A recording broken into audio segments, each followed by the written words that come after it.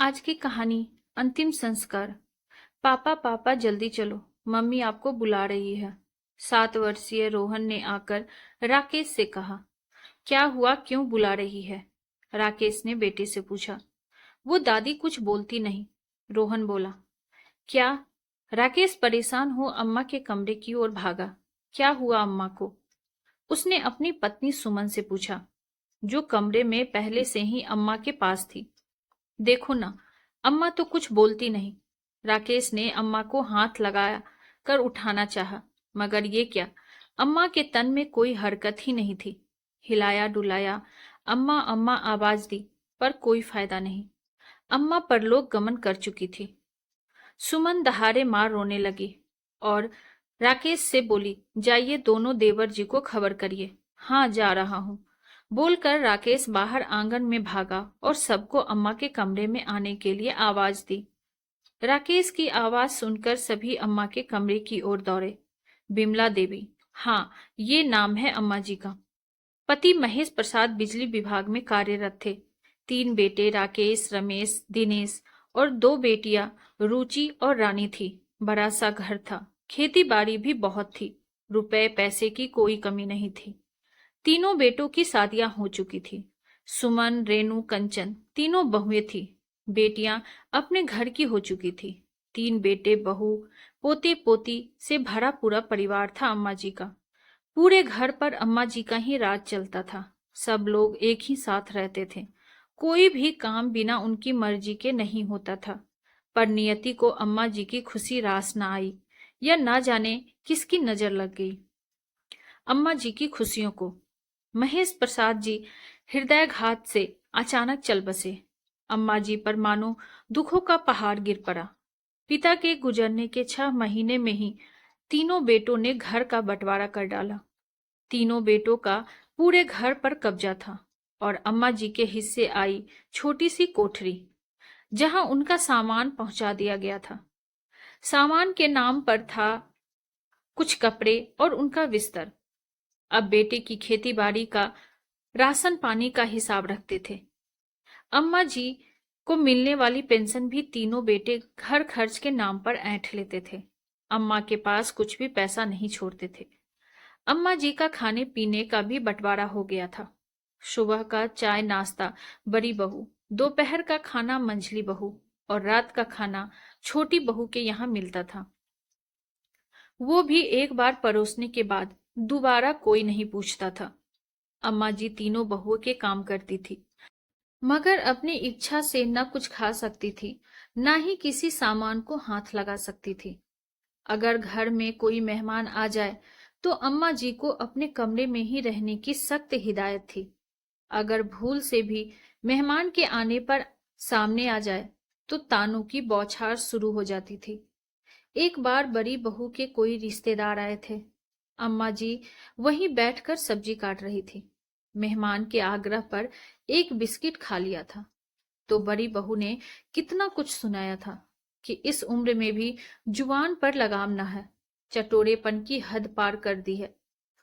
मेहमान के सामने मेरी नाक कटा दी कि हम खाने को नहीं देते, और भी न जाने कितना कुछ।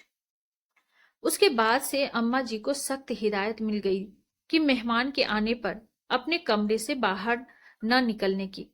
अम्मा जी बहुत दुखी होती थी, पर किससे कहे।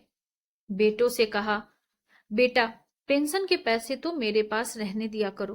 पर उन तीनों ने टका सा जवाब दे दिया कि इस उम्र में पैसा का क्या करोगी, बना बनाया खाना मिलता है ना। अम्मा जी स्वाभिमानी थी, बेटियों से भी कभी कुछ नहीं कहती और ना ही किसी से मांग सकती थी। अपने घर में जैसे गुजर हो रही थी, जिंदगी गुजार रही थी। इधर कुछ दिनों से तबीयत सही नहीं थी। बेटों से कहा कि डॉक्टर को दिखा दो, मगर किसी ने भी ध्यान नहीं दिया। अम्मा जी की हालत बिगड़ी तो स्थानीय अस्पताल से दवा लाकर दे दी, पर अम्मा जी की हालत में सुधार नहीं आया। बहुओं को सिवाय अपने समय का खाना पहुंचाने के सिवा और कोई मतलब ही न था। अम्मा जी अपने कमरे में ही सिमट कर रह गई थी। कभी कभार बेटे हाल चाल ले लेते थे। पोते पोती भी कमरे में कभी कभार खाना पहुंचाने के बहाने आ जाते और बर्तन उठा लेते थे। बस इसके सिवाय कोई और मतलब ना था किसी को। आज जब बड़ी बहू चाय लेकर गई थी तो अम्मा जी की हालत देखकर अपने पति को बुला भेजी थी। अम्मा जी स्वर्ग सिधार चुकी थी। उनका पार्थिव शरीर आंगन में लाया जा चुका था। बेटियों को भी खबर पहुंचा दी गई थी। वे भी सपरिवार आ गई थी। रो रो कर बुरा हाल था कि अम्मा मरते मरते मर गई, पर किसी से भी अपना दुख परेशानी नहीं बताई, ना ही हम लोगों के साथ रहने गई कि बेटी के घर रहना शोभा नहीं देता। अब अम्मा जी के अंतिम संस्कार की तैयारी होनी थी, पर कमरे के अंदर तो अलग ही कोहराम मचा हुआ था कि अंतिम संस्कार कैसे हो, कितना खर्चा होगा, कैसे किया जाए। तीनों बेटे बहू में बहस चल रही थी। राकेश, मैं तो कहता हूं कि जितना भी खर्चा हो तीनों लोग बराबर लगाएंगे। रमेश, ना भैया, मेरे पास इतना नहीं है, मैं तो कहता हूं कि कम से कम खर्चा करो। दिनेश, क्यों ना हम अम्मा को विद्युत शवदाह गृह ले जाएं, वहां खर्च भी कम होगा। राकेश, अरे पर समाज बिरादरी में तो मुंह दिखाना है ना। अंतिम संस्कार का सामान, पंडित और भोज का खर्च मिलाकर कम से कम 70-80 हजार का तो आएगा ही। रमेश, पर अभी मेरे पास इतना पैसा नहीं है, आप लोग लगा दो, मुझसे बाद में ले लेना। दिनेश, मेरा तो काम अभी वैसे भी मंदा चल रहा है, और अब तो अम्मा की पेंशन भी बंद हो गई, वो भी नुकसान हुआ। बाहर सब सामान के आने का इंतजार कर रहे थे और अंदर खर्च कौन करे इस पर बहस हो रही थी। तीनों में से कोई भी खर्च करने को तैयार ही नहीं था। तीन बेटे मिलकर भी एक मां का अंतिम संस्कार का सामान नहीं ला पा रहे थे। बहस की आवाज बाहर तक आ रही थी। दोपहर हो रही थी, पर कोई नतीजा न निकला। अम्मा जी का पार्थिव शरीर अंतिम विदाई का इंतजार कर रहा था। लोगों में कानाफूसी शुरू हो गई थी। तभी किसी व्यक्ति ने आकर राकेश को आवाज दी। राकेश को बाहर बुलाया गया। उस व्यक्ति ने सबके सामने राकेश के हाथ में 1 लाख रुपए रखे और बोला, इन पैसों से अम्मा जी की अंतिम विदाई का सामान ले आओ और बाकी खर्च भी इसमें हो जाएगा। मगर ये पैसे मैं कैसे ले सकता हूं? फिर उधार के पैसे से अम्मा की विदाई? ना ना, ये नहीं हो सकता। ये पैसे उधार नहीं दे रहा हूं, बल्कि उधार चुका रहा हूं, व्यक्ति ने जवाब दिया। मगर कौन सा उधार? हमें इसके बारे में कुछ नहीं पता है, राकेश बोला। जी, मैंने आपके पिताजी से 70 हजार रुपए उधार लिए थे अपनी बेटी की शादी के लिए। उनके देहांत के बाद जब मैंने अम्मा जी को रुपए लौटाने चाहे तो उन्होंने कहा कि अभी अपने पास रख लो, जब मुझे जरूरत होगी तो ब्याज लगाकर दे दियो। तब से ये पैसे मैंने संभाल कर रखे थे, जो आज तक के ब्याज लगाकर 1 लाख हो गए हैं।